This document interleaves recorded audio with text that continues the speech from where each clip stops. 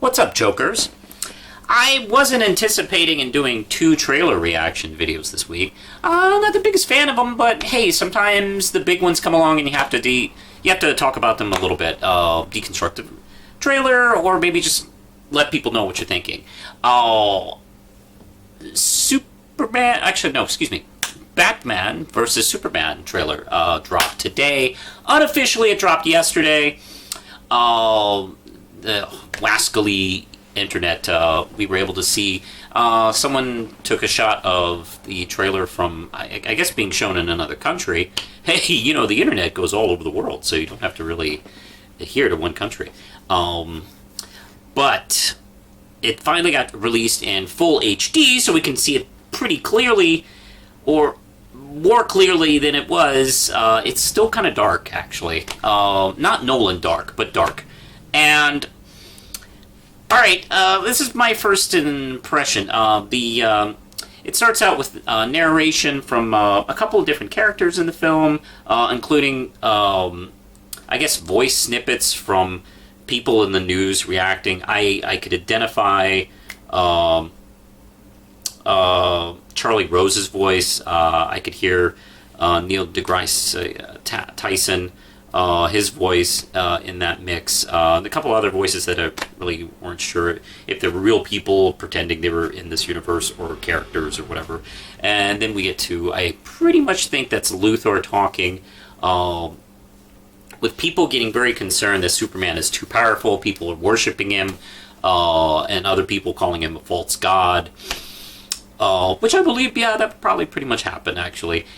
And, let's see, then we got Batman staring at his suit. Then we got some cool shots that are very Frank Miller-ish, very Dark Knight Returns-ish, with the shot of Batman with a rifle on a tower, as well as, of course, the big face-off with Superman in the sky, in the rain, and Batman in the super suit of armor facing him down with the cool kind of eyes, actually. It looked really nice, actually. First impressions is, well, to be honest, I'm a little underwhelmed, actually. I expected to at least be whelmed, but I'm sadly underwhelmed. Which is kind of a little surprising, because one of the things I like about Zack Snyder is, man knows how to put together a trailer. I mean, he puts together a trailer of Pink Panther 3, and I'm there on the first day, because I'm so excited. This one, kind of not. It kind of looks okay. It looks like maybe a little bit more budgeted episode of Arrow, or Smallville. And that's kind of it. And it's really dark and a little too murky, actually. Yeah, I know it's a dark film, but, there's dark and then dark. No sight of Wonder Woman in it, no sight of Lois, no sign of Luthor. But really, that's all you really need. The movie is called Batman versus Superman, so we need your 2 title leads in the trailer, and it does do that. Ben Affleck looks pretty good in the shot of him staring. Very, very good staring. Henry Cavill looks still great in the role. And I think the suit, they made some tweaks to a Superman suit. Looks good. These technical things are really good. I am just... I probably need to see a little bit more trailer stuff, actually. I know that DC made a big deal about going, hey, we're going to be super dark and edgy. By the way, I can't say edgy without doing the finger quote thing. It's just not a word that I can say without feeling like an asshole. And that is essentially, yeah, my feeling for it. I mean, every time I hear a DC representative, or DC Warner Brothers representative, go, hey, you know what? These films are going to be different because they're going to be dark and edgy. It's like, have you seen other superhero films the last 20 years? This isn't new territory. Every time I hear one of these guys talk about being edgy, I keep thinking of Poochie from the Simpsons episode. Yeah, we get it. We've seen dark and edgy. Don't try to manufacture that, because it can come off being really immature and superficial, which is pretty much the opposite of what you want to be when you're dark and edgy. So, yeah, I'm not instilled with the amazing bit of confidence here. But still, I like Zack Snyder, and I like a lot of people involved here. So just because the first trailer, didn't knock me out of my seat, isn't a terrible sign. Just not an encouraging sign.